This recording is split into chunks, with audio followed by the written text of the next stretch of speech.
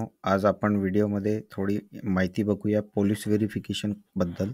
तर आजकाल थोड्या छोट्या-छोट्या कामांसाठी आपल्याला पोलीस व्हेरिफिकेशनची आवश्यकता असते. तर मुख्यतः आपल्याला जॉबकडे कुठे जॉब वगैरे लागली तर त्या ठिकाणी पोलीस व्हेरिफिकेशनच्या त्या ठिकाणी सर्टिफिकेट मागला जातो किंवा कोणती शॉप ओपन करतो म्हटलं किंवा CSC सेंटरसाठी ओपन करतो म्हटलं तर आपल्याला पोलीस व्हेरिफिकेशनची आवश्यकता पडते.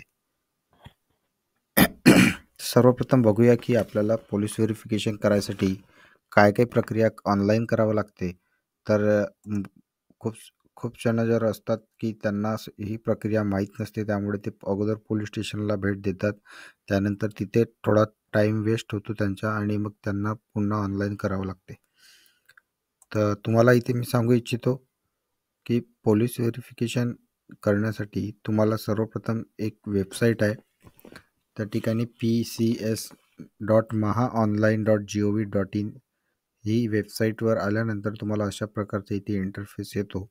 तुम्ही या इंटरफेसमध्ये येऊन सर्वप्रथम इथे रजिस्ट्रेशन या टॅबवर क्लिक करा. तर या ठिकाणी आल्यानंतर तुम्हाला आपला Aadhaar number, last name, first name, last name मराठीमध्ये इथे ऑटोमॅटिक तुम्हाला इथे येऊन जातो. तुम्हाला फक्त इकडचे फिलअप करायचे आहेत. Last name, first name, middle name, date of birth, select your CP SP office, जवळपास कोणतं ऑफिस आहे ते तुम्हाला निवडायचं आहे. त्यानंतर या ठिकाणी तुम्हाला इथे जेंडर घालायचं आहे. ईमेल ID सुद्धा घालायची आहे. मोबाईल नंबर, पासवर्ड तुम्हाला स्वतःचा पासवर्ड इथे ठरवायचा आहे, सिंपल असा. आणि ह्याच्यातला तिसरा नंबर म्हणजे 96 आहे मित्रांनो. तर हे तुम्हाला इथे चूज करून सबमिट करायचं आहे. सबमिट केल्यानंतर तुम्हाला इथे एक लॉग इनचा विंडो येतो. तर सर्वप्रथम आपण जी विंडो केली हा अशा प्रकारे विंडो येतो. तर या ठिकाणी कॅचपा ॲड केल्यानंतर तुम्हाला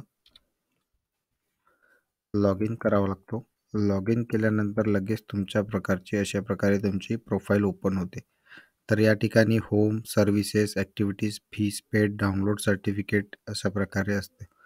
तर तुम्हाला इथे दिसत असेल की हे माझी सर्टिफिकेट इथे पेंडिंग दाखवत आहे, कारण मी याची फी पे केलेली नाही. तर सर्व्हिसेसमध्ये बघूया आपल्याला बघा कॅरेक्टर सर्टिफिकेटची आवश्यकता असते, म्हणून हेच फॉर्म आपल्याला भरावा लागतो. तर कॅरेक्टर सर्टिफिकेटवर आल्यानंतर या ठिकाणी सिक्युरिटी कॅरेक्टर सर्टिफिकेट आहे, पोलीस क्लिअरन्स सर्टिफिकेट अब्रॉडसाठी आहे, हे विदेशांमध्ये जे लोक जातात त्यांच्यासाठी असते. आता या ठिकाणी व्ह्यू ॲप्लिकेशन, हे सगळ्या ॲक्टिव्हिटीज नंतर ॲप्लिकेशन फॉर्म भरून झाल्यानंतरची करावा लागतो. फीस पेवर आपल्याला जर फीस पे करायची आहे तर या ठिकाणी आपला ॲप्लिकेशन ID घालायचा असतो. त्यानंतर ऑटोमॅटिक तिथे फी करता येते. आणि आपल्याला सगळं काही झाल्यानंतर सर्टिफिकेट डाउनलोड करायची आहे, तर या प्रिंट ऑप्शनवर केला तर आपले सर्टिफिकेट डाउनलोड होते. सर्वप्रथम मी तुम्हाला कॅरेक्टर सर्टिफिकेटचा ॲप्लिकेशन फॉर्म कसा भरायचा याबद्दल थोडी इन्फॉर्मेशन देतो. तर या ठिकाणी अशा प्रकारच्या कॅरेक्टर सर्टिफिकेटवर आपल्याला विंडो येतो. तिथे नेक्स्ट करून करायचं आहे आणि या ठिकाणी तुमचं नाव घालायचं आहे, जसं तुम्हाला सर्टिफिकेटवर पाहिजे. जसा गजानन वाघ अशा प्रकारे तुम्हाला आपलं नाव लिहायचं आहे. या ठिकाणी भरायची गरज नाही, तुम्ही इथे भरला तो ऑटोमॅटिक मराठीमध्ये ट्रान्सलेट होतो.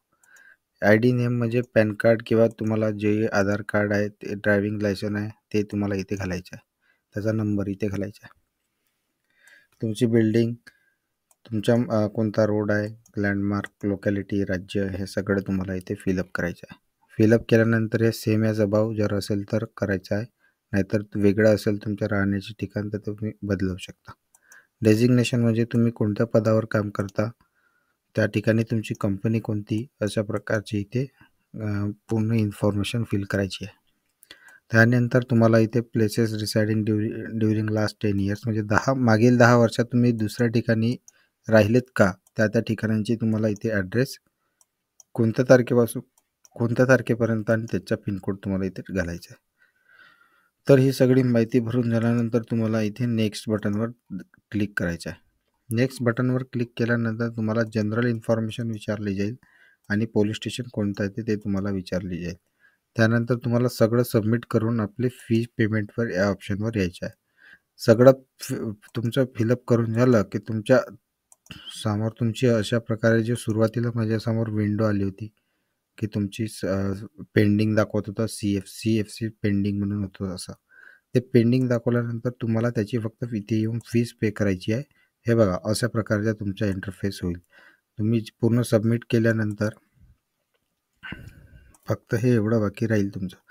त्यानंतर तुम्हाला प्रोसीड टू पेमेंट या बटनवर क्लिक करून तुम्हाला त्यांची फी पे करायची आहे. जवळपास ते 123 ते 130 पर्यंतचं पेमेंट तुम्हाला पूर्ण करायचं आहे. ते पेमेंट पूर्ण केल्यानंतर तुम्हाला एक इथे